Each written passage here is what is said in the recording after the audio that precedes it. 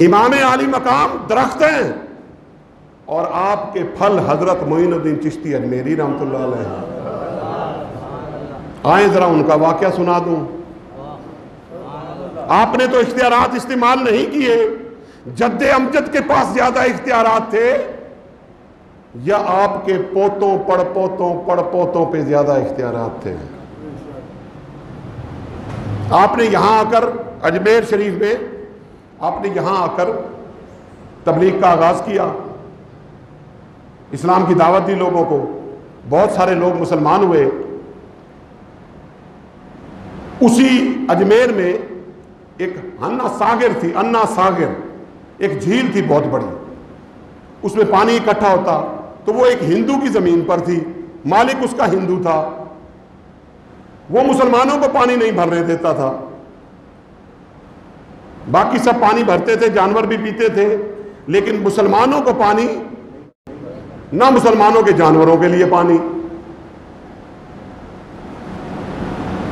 تو لوگوں نے، مسلمانوں نے آ کر حضرت معین الدین چشتی اجمیری رحمۃ اللہ علیہ تعالی کو کہا کہ حضور یہ تو ایک مرتبہ پھر مارکہ کربلا بپا ہونے کو تیار ہے، پانی روک دیا گیا ہے حضور. آپ نے فرمایا لڑنے کی ضرورت نہیں، رات کا انتظار کرو، لڑنے کی ضرورت نہیں ہے. یا ہے شیخ ہمارا پانی بند ہو گیا، ہمارے جانور مر رہے ہیں. فرمایا رات تک کا انتظار کرو. رات ہو گئی.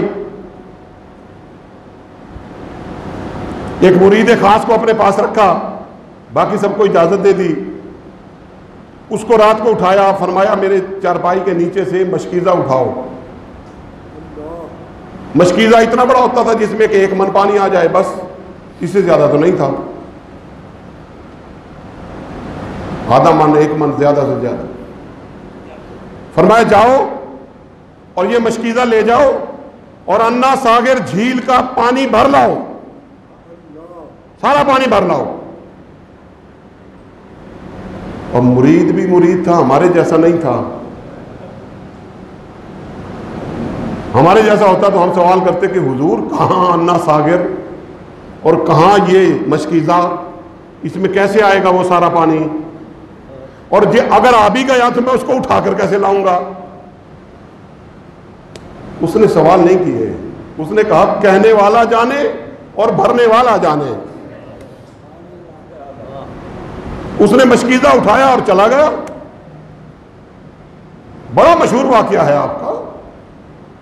اس نے جا کے پانی سے اس کا مشکیزے کا منہ لگایا اور اس نے سارا پانی جھیل کا چوس لیا، اٹھایا کندھے پر اور لے کر آ گیا اور رکھ دیا حضور کے قدموں میں. صبح ہندو اٹھ کے دیکھتے چٹیل میدان پڑا ہے انا ساغر کی جگہ، پانی کا قطرہ نہیں ہے. بتا رہا ہوں کہ اختیارات کس قدر ہیں اولاد کے پاس. اولاد کے پاس اتنے اختیارات ہیں تو جد امجد کے پاس نہیں ہوں گے؟ وہ لا کے رکھا. صبح جب ہندوؤں نے دیکھا کہ یہ تو سارا کچھ ختم ہو گیا، بس سمجھ گئے معین الدین چشتی اجمیری رحمۃ اللہ علیہ کا کام ہے. رات کے اندر سارا پانی ختم، یہ کیسے ہو سکتا ہے؟ بس سارے ہندو توبہ تائب ہو کر اور آپ کی خدمت میں آ گئے اور کہا حضور خدا را پانی لوٹا دیجئے، اب ہم مسلمانوں کو اور ان کے جانوروں کو پانی پینے سے نہیں روکیں گے. فرمایا وعدہ ہے؟ کہنے لگے جی وعدہ ہے. فرمایا اٹھاؤ مشکیزہ، جا کر اس میں ڈال دو. مشکیزہ اٹھایا، جا کر اس کے منہ سے لگایا انا ساغر سے، اور وہ سارا پانی جو نکلنے لگا جھیل تھوڑی دیر میں جل تھل ہو گئی. یہ اولاد کے پاس اختیارات ہیں تو کیا جد امجد کے پاس نہیں ہوں گے؟ تو درخت تو اپنے پھل سے پہچانا جاتا ہے. بے شمار اختیارات تھے لیکن استعمال نہیں کیے. کیوں نہیں کیے؟ قیامت تک کے لیے فتح لینی تھی. کیوں؟ کہ یزید تو پھر کوئی نہ کوئی سر اٹھا لے گا.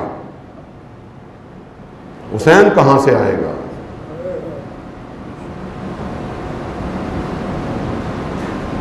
یزید کا تو توڑ ہی حسین تھے. سمجھ میں آئی نا بات؟ لہذا آپ نے اپنے بچوں کا، اپنے جوان بچوں کا، جوان بیٹوں کا اور اپنا اور اپنے اصحاب کا سر دے کر قیامت تک کے لیے اپنے نانا کی امت کو یزیدیوں سے پاک کر دیا.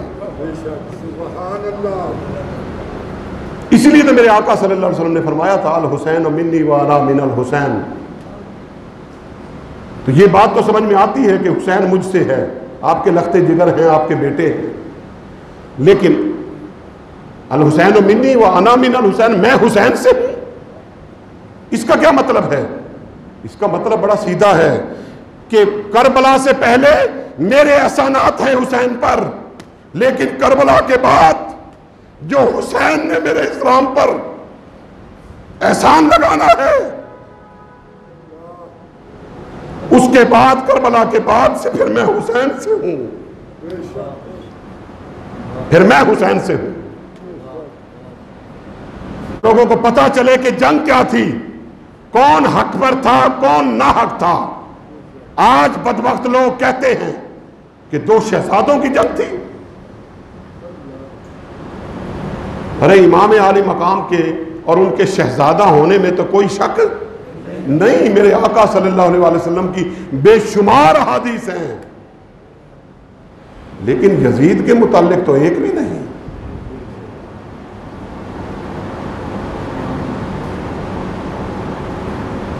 اور بدبخت یہ بھی کہتے ہیں کہ جو قسطنطنیہ والی جو حدیث ہے اس کے روح سے یزید بھی جنتی ہے. سارے کنبہ اہل بیت کو تاہو تیگ کر کے حضور صلی اللہ علیہ وسلم کے سارے چمن کو اجاڑ کر وہ بھی جنت میں، اور حسین بھی جنت میں، اور اس کے ساتھی بھی جنت میں. اس سے بڑا بھی کوئی مذاق ہوگا؟ بتائیں. وہ اتنا کچھ کرنے کے باوجود بھی جنت ملے اس کو، اور جنت کے مالک بھی وہیں موجود ہو. اس سے بڑا پھر اور کوئی مذاق نہیں ہو سکتا.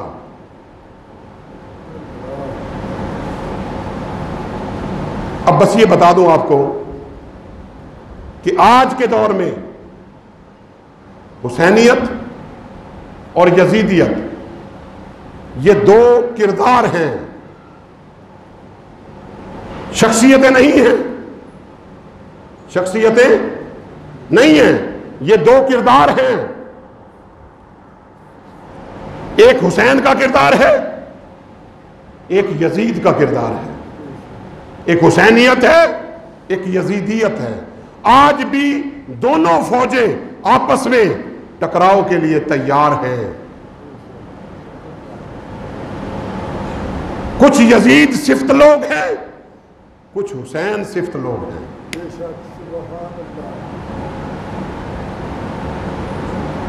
یزید بدبختی کا نمائندہ ہے، شرابی ہے، زانی ہے، بدبخت ہے، ان رشتوں کو حلال سمجھتا ہے جو اللہ اور اس کے رسول نے انسان پر حرام کیے ہیں. ظالم ہے، جابر ہے، بدبخت ہے، بے ایمان ہے.